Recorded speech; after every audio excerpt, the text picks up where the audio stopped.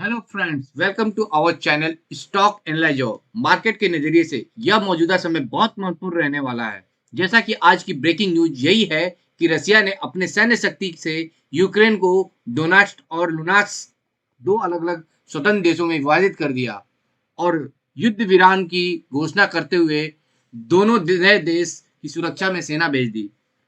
आने वाले समय में हमें मार्केट में के अनसर्टेनिटी की परिस्थिति में इन्वेस्टर को क्या करना चाहिए समझते हैं और मार्केट से जुड़े हुए सकारात्मक और नकारात्मक बातों का आकलन करेंगे। हम मार्केट को कंजर्वेटिव और अग्रेसिव अप्रोच दोनों ही नजरिए से समझेंगे कि आने वाले समय में क्या संभावनाएं बनती है जिससे निवेशक सही निर्णय पे सही निर्णय ले पाने में सक्षम हो सके। तो आइए इसी के साथ आज का ये वीडियो शुरुआत करते हैं।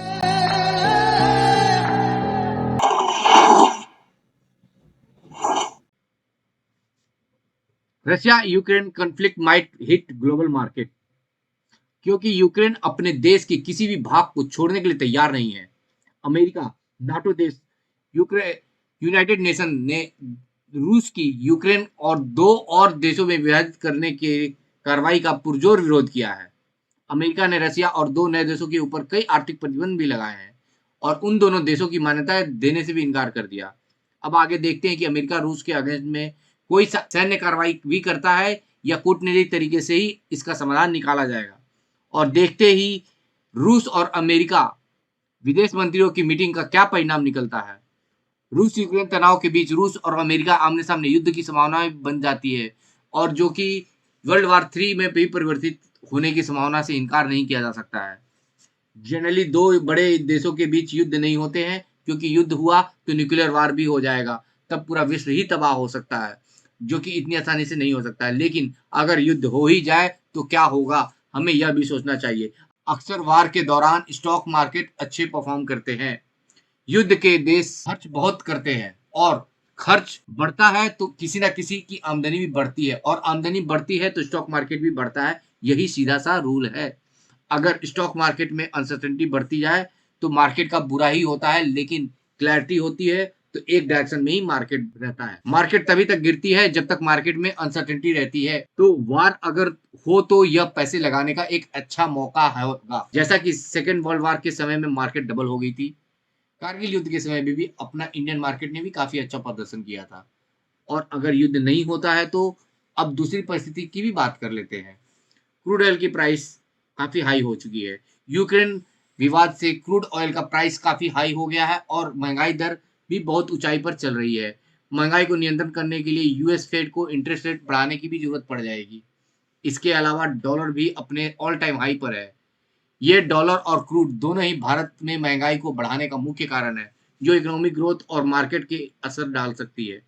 और महंगाई बहुत बढ़ जाए तो आरबीआई को भी महंगाई को कंट्रोल करने के लिए मजबूरी में इंटरेस्ट रेट बढ़ाना पड़ सकता है। Fed interest rate, present condition में यूएस फेड की इंटरेस्ट रेट बढ़ाने की शुरुआत करने वाला है और stock market all time high पर है। मगर जब जब फेड इंटरेस्ट रेट बढ़ाने की शुरुआत करती है तब तब इकोनॉमी 1 से 2 साल तक ग्रोथ होती ही रहती है और मार्केट भी अच्छा ही परफॉर्म करता है।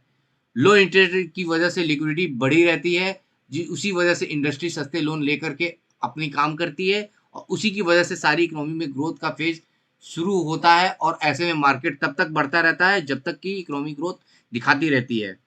इकोनॉमी में ग्रोथ और मंदी पेंडुलम की तरह डोलती है और अगर ग्रोथ आती है तो फिर साइकिल भी पूरी होने के बाद ही रुकती है और लिक्विडिटी में इसी पेंडुलम को डोलने की ताकत देती है। अगर लिक्विडिटी खत्म हो तो ग्रोथ भी खत्म और मंदी की शुरुआत हो जाती है। अगर कॉर्पोरेट ट्रेडिंग में ग्रोथ हो तो इकोनॉमी में भी ग्रोथ होती है। ऐसे तो अच्छी कंपनियों में निवेश करने का और कमाने का अच्छा मौका रहता है। इंडिया में बहुत सारी कंपनियां हैं जो 20 से 25% से ग्रो हो रही है और इन्वेस्टर के लिए ऐसी कंपनियों में ही इन्वेस्टमेंट करने का सलाह दी जाती है।